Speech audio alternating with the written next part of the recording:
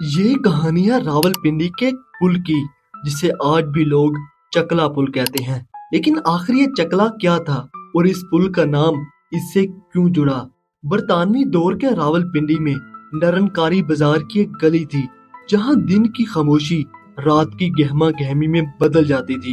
یہ وہ جگہ تھی جہاں طوائفیں رہتی تھی، وہ عورتیں جن کا پیشہ گانا، ناچنا اور مردوں کی خواہشات کو پورا کرنا تھا۔ اور اس جگہ کو کہا جاتا تھا چکلا۔ یہ صرف گانا بجانے کی جگہ نہیں تھی، بلکہ وہاں آنے والے فوجی، تاجر اور نواب سب اپنی تھکن، اپنی خواہشیں اور اپنی تنہائیاں ان عورتوں کے پاس چھوڑ جاتے تھے۔ دکانوں کے سامنے لالٹینیں جلتی تھی، طاقچوں پہ بیٹھی عورتیں سرما لگائے، ہونٹوں پہ دنداسا، بالوں میں تیل، اور راہی گیروں کو مسکراتے ہوئے کہتی، آؤ نا جی۔ سرنگی کی آواز، طبلہ بجتا تھا اور گلیوں میں رات کی خوشبو پھیل جاتی تھی۔ اور پھر آیا سال 1915۔ پہلی جنگ عظیم اپنے عروج پر تھی۔ راولپنڈی میں برطانوی حکومت نے 2 ڈویژنز فوج تعینات کی۔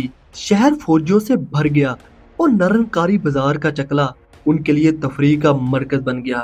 لیکن ان فوجیوں سے سب سے زیادہ مسئلہ دلالوں کو تھا۔ لیکن اب سوال یہ اٹھتا ہے کہ یہ دلال کون ہوتے ہیں؟ دلال وہ ہوتے ہیں جو گاہک تلاش کر کے انہیں جسم فروش عورت کے پاس لے جاتے ہیں۔ گاہک اور عورت کے درمیان پیسوں یا وقت کا معاملہ طے کرواتا ہے، پھر دونوں سے کمیشن لیتا ہے۔ لیکن پھر ایک رات ایک معمولی جھگڑا طوفان بن گیا۔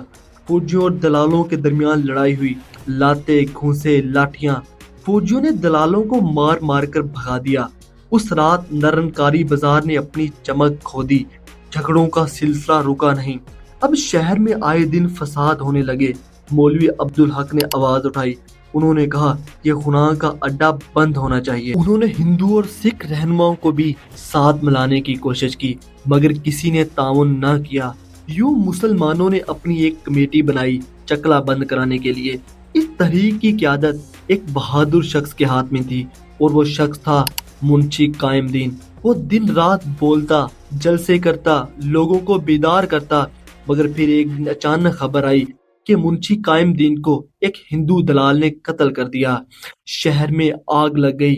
مسلمانوں نے الزام لگایا کہ یہ سب پولیس کی ملی بھگت سے ہوا ہے۔ غصے میں ہجوم نے نرنکاری بازار کا چکلا جلا دیا، دلال مارے گئے، طوائفیں بھاگ گئی۔ یہ وہ لمحہ تھا جب راولپنڈی کی راتیں ہمیشہ کے لیے بدل گئی۔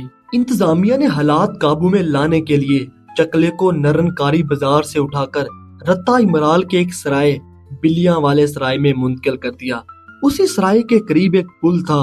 وقت گزرا، نام مٹ گئے، چہرے بدل گئے، مگر لوگ اس پل کو کہنے لگے چکلا پل، کیونکہ اس پل کے ساتھ بلیاں والا سرائے میں برصغیر کی تحریک کا سب سے بڑا چکلا قائم ہوا تھا۔ اور آج جب آپ اس پل سے گزرتے ہیں تو شاید آپ کو یہ ایک عام جگہ لگے، مگر آپ غور سے سنیں تو شاید وہاں سے کسی پرانی سرنگی کی آواز آئے، یا کسی طوائف کی وہ چیخ جو 100 سال بعد بھی راولپنڈی کی ہوا میں کھل کر زندہ ہے۔ چکلا پل ایک پل نہیں، ایک خاموش گواہ ہے اس وقت کا جب شہر جاگتا تھا مگر ضمیر سو جاتے تھے۔